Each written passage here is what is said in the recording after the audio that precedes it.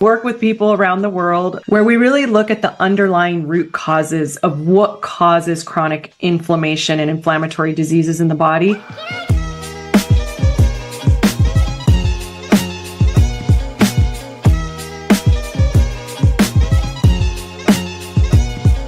Hello, everybody. This is Dr. Kevin Connors. Welcome to another episode of Connors Clinic Live. We have a very special guest who I just got to know a few months ago, and we just really clicked because we believe in so many of the same things. Let's start by talking about your history of working with Kaiser.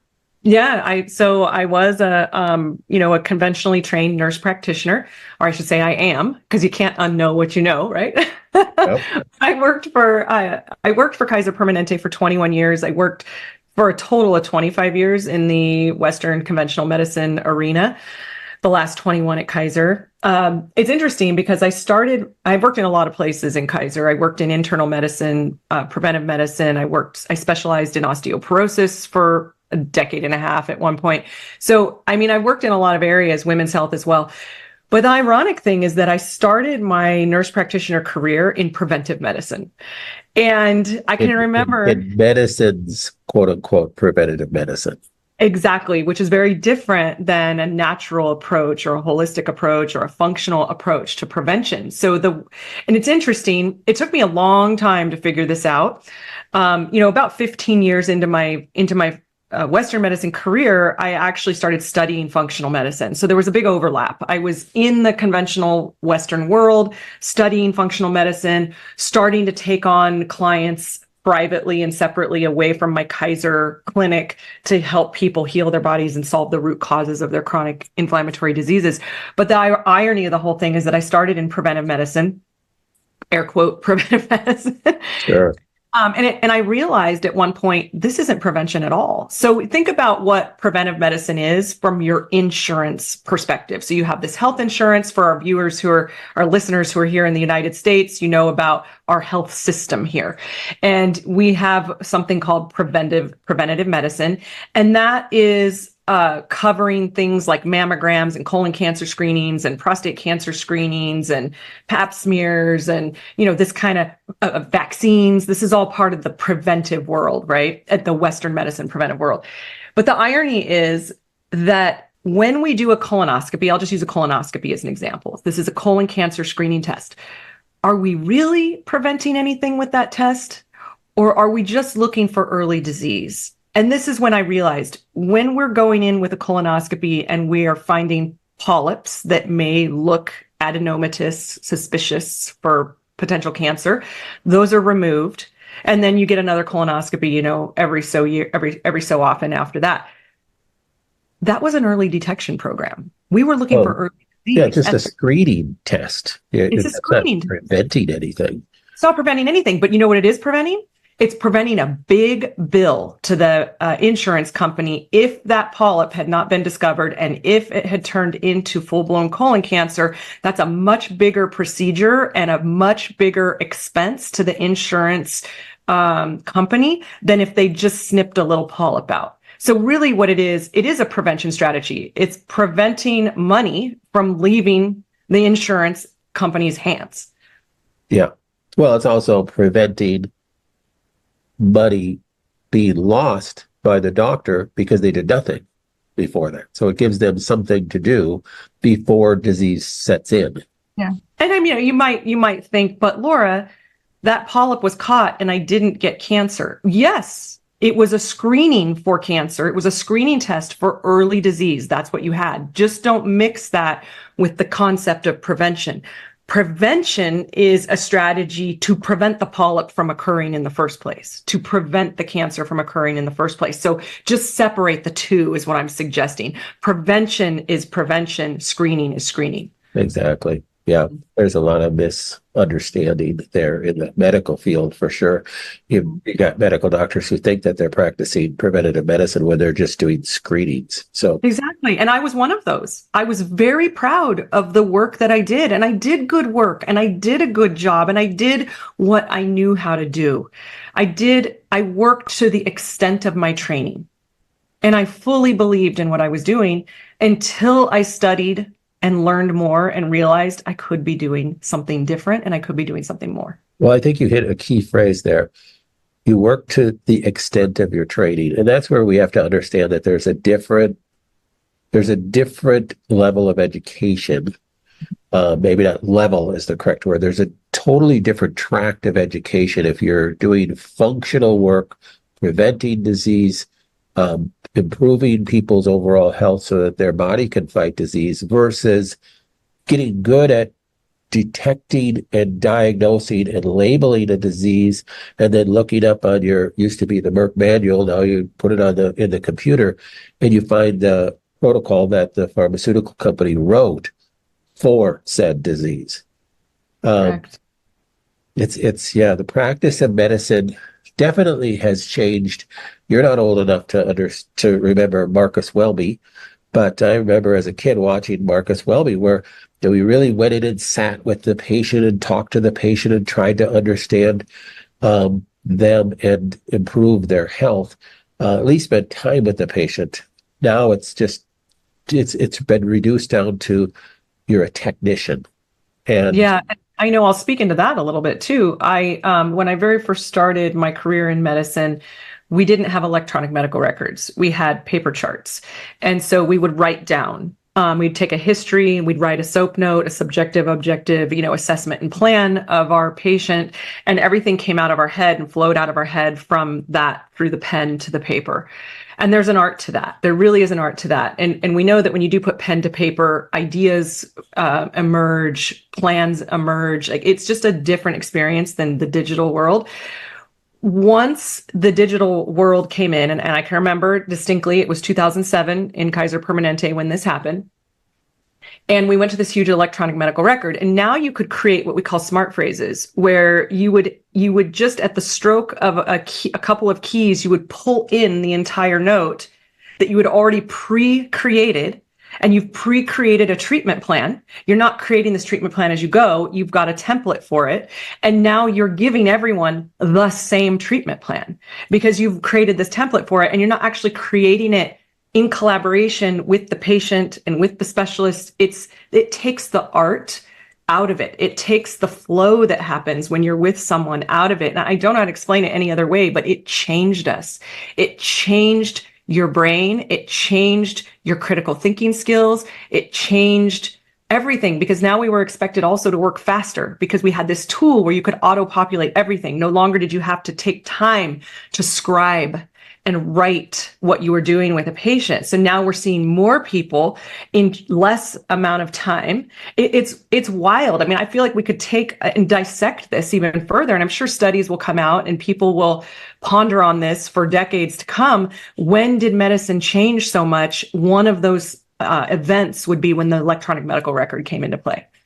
yeah, it's kind of sad. That's taken out the personalization of everything, and taking care of a patient and loving a patient. And I remember years ago, there was an article that came out in the American Medical Association journal bashing chiropractors. And the title of the article was, "The only reason why chiropractors get patients better is because they love their patients." And it's like, I just got chills in my whole body. and they saw that as a bad thing. It's like, would you rather be loved to health or drugged to death? I mean, it's just, but their line of thought was that was a bad thing. It's, yeah. Well, because pharmaceuticals can't compete with love.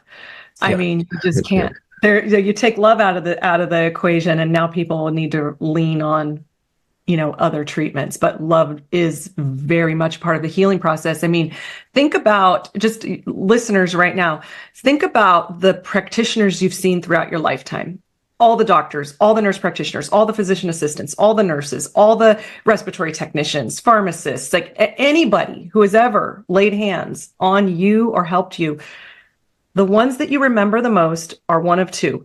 They were either total jerks and they made you feel like crap, or they were so loving that you felt like you had a better healing experience with them.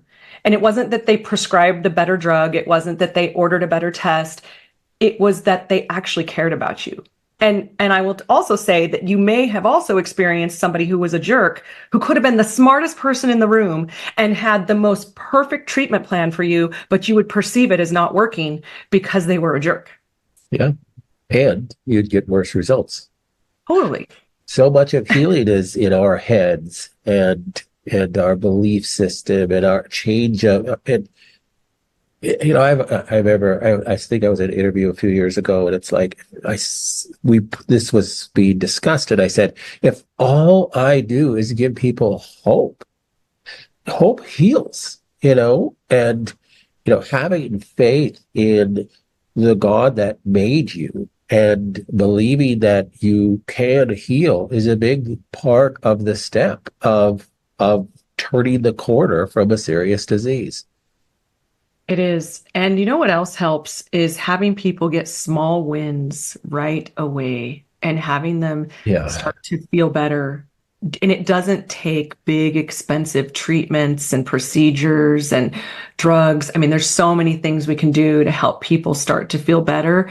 And once you start to feel better, you want to feel even more of this. So you start seeking, what's the next thing I can do? What's the next thing I can do? Yeah. What's the next thing I can do? And I think there's an art to that as well, is to really listen to a person and find out where's the pain point and where can we help you the most right in this moment so that you have the energy and you feel good about what you're doing and you want more of it. And then you'll be able to go deeper into the healing. What was the turning point for you? You were I'm sorry, but in the Midwest, we don't have Kaiser Permanente. So every time I hear somebody say that, all I think of is the Führer.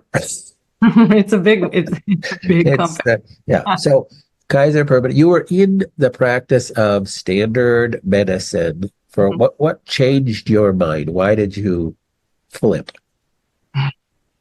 That is an interesting question. And sometimes it's a question that there's so much to it that I'm always careful about how I answer that because I don't want to be sued for slander. But let's just say that I was not enamored with the way that we were treating people, that there were other ways that we could help people.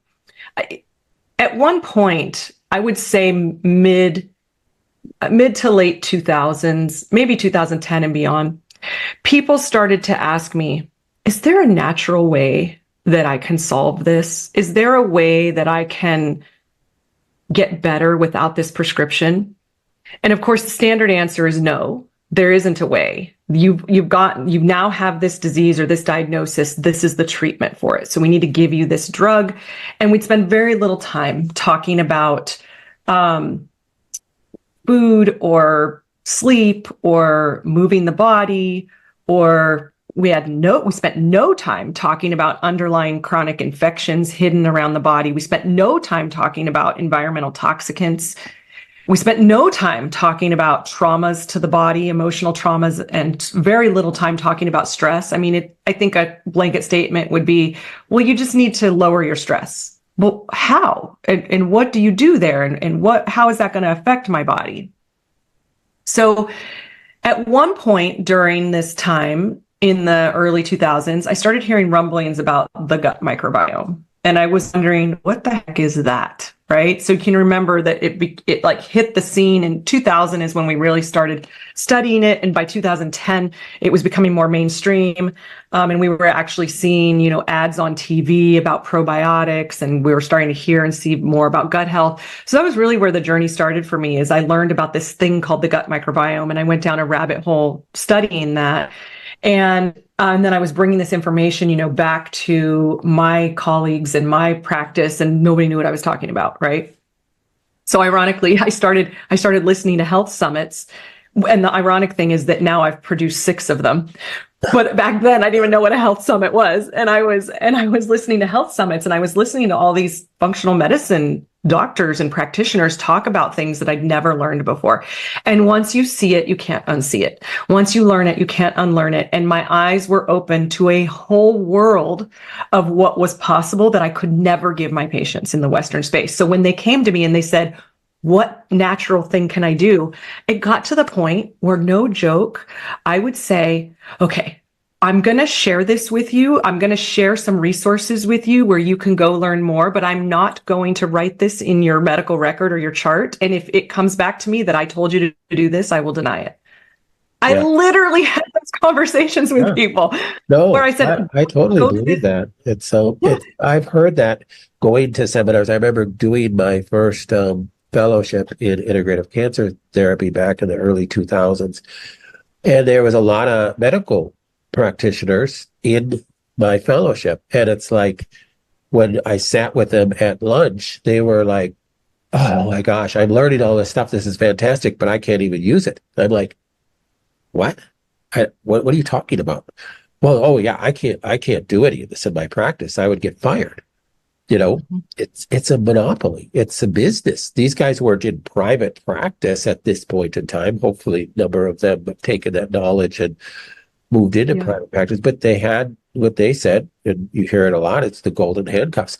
They had $400,000 in student loan debt still that they had to pay off. There's no way that they could go into private practice and try to help people at the level of learning that they were gaining. It's sad. I want to introduce something to the audience that they might not know of. There's something called a CPG, a clinical practice guideline. And this is created by health organizations. They have CPGs for every single health problem you could possibly have, from an earache to, a heart attack. There's a CPG, a clinical practice guideline for everything. And we are to follow the clinical practice guideline. And in the clinical practice guideline, you've got X, Y, and Z treatments and prescriptions and procedures and things that need to be done.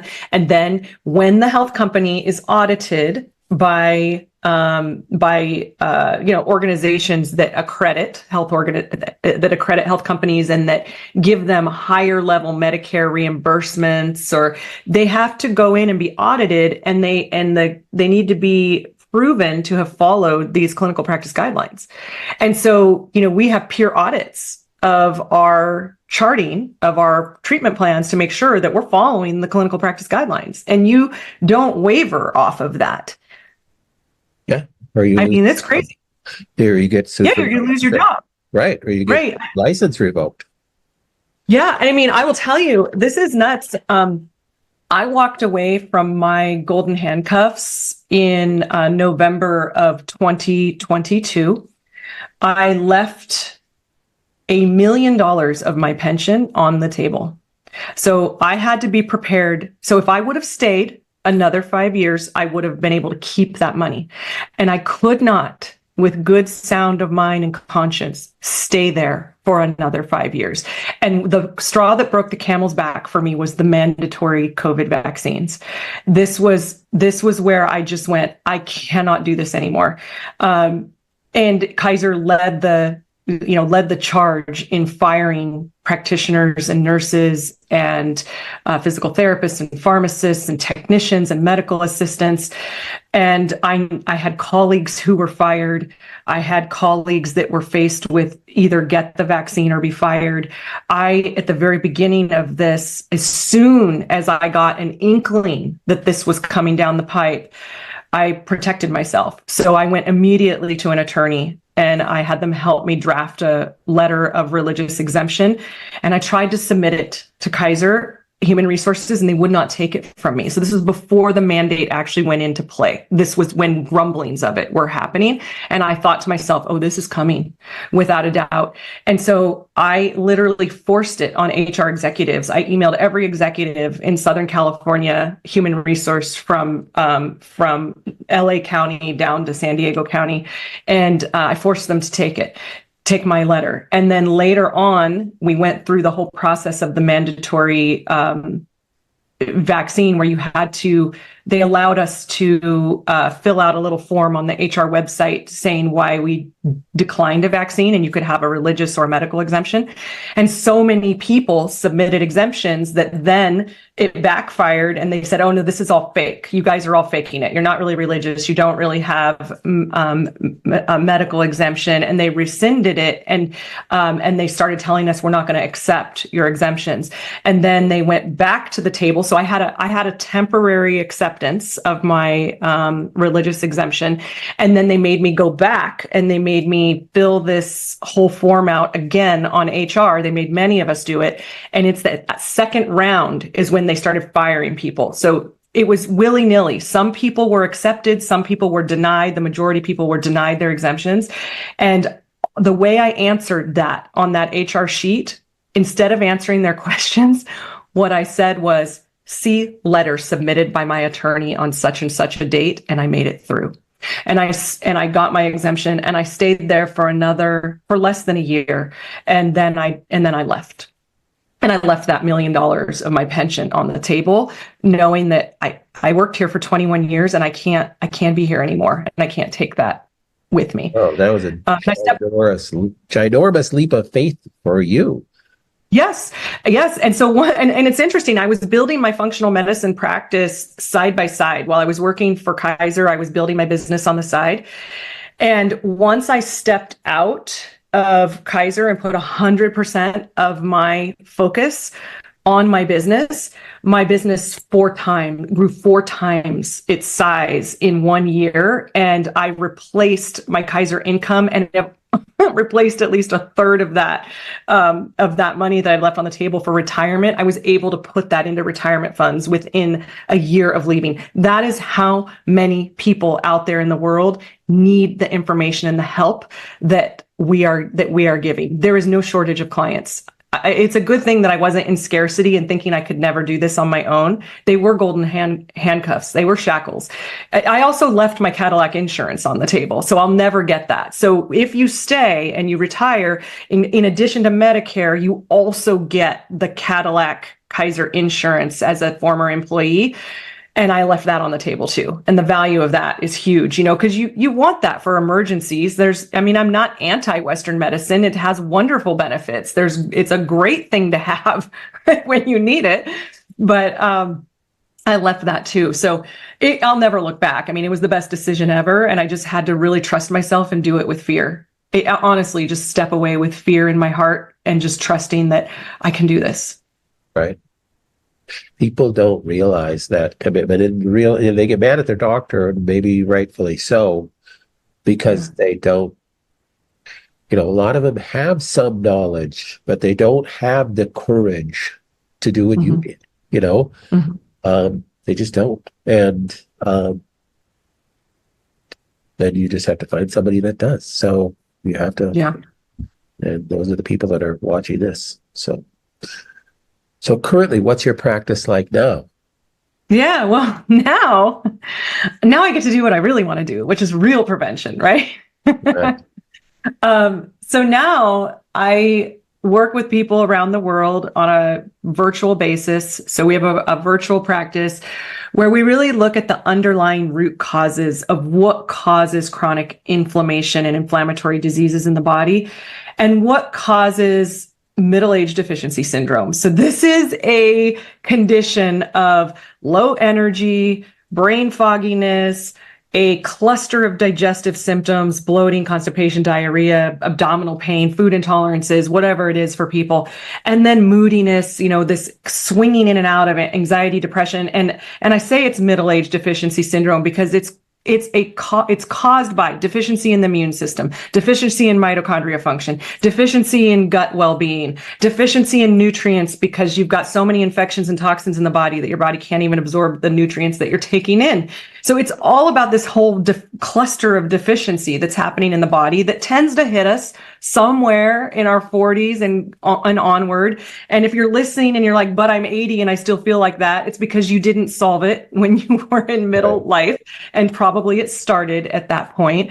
So we really like to get underneath the real causes. And I find that in integrative or functional medicine or natural medicine, oftentimes practitioners are not focusing on true root causes. So a lot of times you'll hear experts talking about how it's an adrenal problem, it's a thyroid problem, it's a hormone problem, it's a gut problem. And this is actually, all these things are important. And yes, they are problems, but underneath that is something deeper. And this is where you and I, really found common ground when we first met, was underneath all that, what's happening. And there's really, four big buckets, what I would call, of problems that are underneath the middle, of the health spectrum problems like adrenals, thyroid, gut, and so on. And underneath that is chronic hidden infections all over the body. So I want you to think about the mouth, the sinuses, the appendix, the thyroid, any of these areas in the body, we can get infections, the urinary tract. And these infections can cause all kinds of problems. And we're talking about parasites, fungus, bacteria, virus. And then in the second bucket would be all the environmental toxicants that we don't ever talk about in conventional Western medicine. So this is everything from mold mycotoxins to heavy metals to the phthalates and parabens and endocrine disruptors that are in your skin hygiene products and your cleaning products. This is volatile organic compounds coming off of your furniture and, flooring and your paint on your walls. This is toxins like herbicides and pesticides coming into our food source. This is radioactive elements that are in the water source. This is the metals that are being showered on us from the air. I mean, there's just nonstop toxins. It's ubiquitous. It is, and there's no escaping it. So you better come up with a plan to clear the bulk of it and then continue to clear it out the rest of your life. It's kind of like you never just spring clean, deep clean your house and then never dust it again. So yeah, most of us need a deep spring cleaning at least a couple times a year.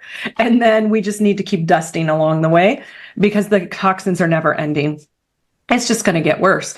And then the third bucket would be nutrient deficiencies. Now, yes, we have farming practices that are depleting our soils of nutrients. And yes, people are eating more processed food than ever, but it's even deeper than that. Nutrient deficiencies occur because of the chronic infections. They skim off the top, they steal, they take your nutrients from you. And then those toxins we were just alluding to, they block cell receptor sites in the body for nutrients to even get into the cells so that the mitochondria can do their job and make your energy. So if the B vitamins can't get in the cell, if the magnesium can't get in the cell, if the CoQ10 can't get in the cell, you can't make energy and you can't heal. And then the fourth bucket would be traumas and stress. And I'm talking emotional and physical traumas. These leave a physiologic mark on the body. They leave a scar on the body that oftentimes will block our ability to heal. And we don't spend near enough time on this. Even in functional medicine, we don't spend enough time on this. Most of the world, I think, has been conditioned to want a pill or a device. Like, can I biohack my way out of this? Can you just give me some kind of red light or a sauna solve this? Or can I do something? People even want that they seek a functional medicine doctor to do that too. And I'm just one vitamin away from feeling better. Yeah. Yeah. And sometimes it's just the deeper trauma work that needs to be done, the actual releasing of that from the body. And of course, there's so many ways to do that. But now what I do is I look at all these four buckets of problems and I really help people solve at the root. And here's what happens. And I know you know this in your own practice. When we start to solve these things, the gut microbiome gets better, the adrenals get better, the thyroid gets better, the hormones get better. And yes, there's really treating those things. Right. And sometimes you need to do little tweaks. Like I would say before you do a big adrenal reset, first do these underlying things and see what happens first. Yes. Yeah, you might not need to do so much. So my world and my life looks very different today than it did the first part of my career. I always say, Kevin, I am so grateful for my years in Western medicine. I have no regrets. I always say I had to do that to do this. I had to experience that to help people the way I do. And it just having the knowledge and the experience of all those years in Western medicine just helps me understand people better and helps me understand what they need. So it's a gift. It truly was a gift to spend all those years there. And now I just get to spend the next, I feel like I got a decade left in me, like maybe another 10 years. And then I get to retire and ride off into the sunset. You're way younger than I am. You got at least another 30 years. Oh, Kevin, how old do you think I am? Let's talk about that for a second. I know it's not safe to guess a woman's age, but yeah, I've never had a woman ask me to guess that. I would say you're probably about 37.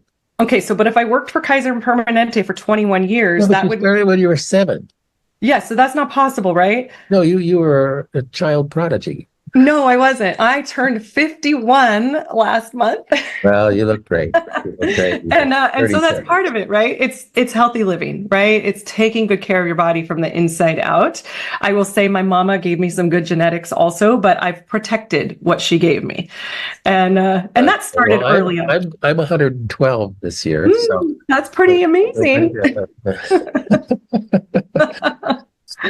Yeah. So, yeah, life is good. Life is really good with what we're doing now. I mean, you and I both know that the world is faced with some pretty scary things right now.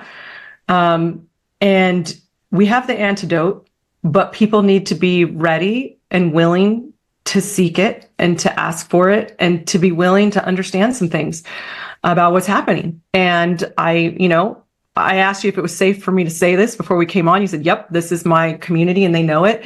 I'm clear there's a mass extermination process on the earth right now, and we get to be part of the antidote for that. And I had to see everything I saw to be able to do what I do today. Yeah. Well, you have to go through that pathway. You have to have your eyes opened to the evil and go through those struggles in order to really see it and also be able to know the way out. So, I mean, the Bible is very clear that, you grow stronger through your pain and through your perseverance through suffering is how you learn obedience and how you learn gratitude and goodness and love and joy and peace and patience. So, you said you had to go through your stuff, working through practice of medicine. I tell my patients the same thing. Look at cancer as a blessing. A lot of people have a really hard time understanding that, but I think I understand that you have to go through grief and anger, maybe because you have this disease, but you have to come out on the other side and go, that was a blessing. Now I can take my experience and be a blessing to other people because of that. If I didn't go through that struggle of that disease or that financial turmoil or that relationship turmoil, if my life was just so, beautiful, hunky-dory, then what do I have to offer the rest of the world? And that's our purpose, is to offer ourselves and our experience to others. And so look at all your struggles as a blessing. Oh my gosh, I have chills all over my body when you say that. And I can tell you throughout this journey where I decided to leave Kaiser, and it was the scariest thing I ever did because I left my safety on the table. And I really had to ask God, is this what you want me to do? Is this what I'm supposed to do? And I will tell you every day, and even now when I'm running group programs and I'm, and I do it week after week after week. It's very predictable. I know how the experience is going to go. But I'll tell you, every week before I get into my classes with my clients, I have a little moment of fear inside of me. Am I going to be everything they need for me to be today? Am I going to hear them? Am I going to help them? Are they going to walk away from this class or this, office hours? Are they going to feel supported and have the tools? And I really have to give it up to God every single time. And I just have to trust that whatever I am meant to say, do, be, it will come through me in that moment. And so what I'm trying to say is, like, every day the fear is there. Like, am I enough? Am I doing enough? Can I do it? And every day I just have to lean in and surrender that God has a plan. And sometimes the way that God has shown me the way has been so painful. It's so hard sometimes. And that's just what it is. That we all have to go through that and be grateful for it. So I'm grateful for every one of the hard times. I can look back at them and say, that made me stronger. That made me able to do what I do today. Right. Your struggles either drive you away from God and away from healing, or they drive you towards God and to become a more dependent person upon your Creator. That's what the goal is, and ultimately to bring Him glory. So, well, thanks for having us. I'll have, you have a summit coming up. I know a lot of people will listen to this long after the summit too, but you can always go back and get information on that. We'll have that down in the notes here. Mm-hmm. But you practice in California. You made mention of that. tell us a little bit more about your practice, how people would be able to get a hold of Yeah. you. So I'm physically located in California, but I see people from all over. And so as long as you're in the United States, Canada, Europe, we're good. In the UK, those are the countries that we serve right now. And I'd say all the European countries. And you can find me at laurafrontiero.com. You can find me on Instagram at laura.frontiero. The summit that we have coming up, the Silent Killers Summit, that you can get access to. And if you're listening to this after that's already wrapped up and completed, come find me over on my website. Be happy to help people out. Well, I just love your passion for people. It really comes out. You you see that much more often with functional medicine doctors because obviously they are not in the system that pays them well and gives them a lot of attaboys, and it's more of a struggle. But you do, it's refreshing when you see somebody who just really, really loves people, and they all they want to do is help people, and they made sacrifices in order to do that. So I appreciate you. So thanks for being on. All right. Bye-bye.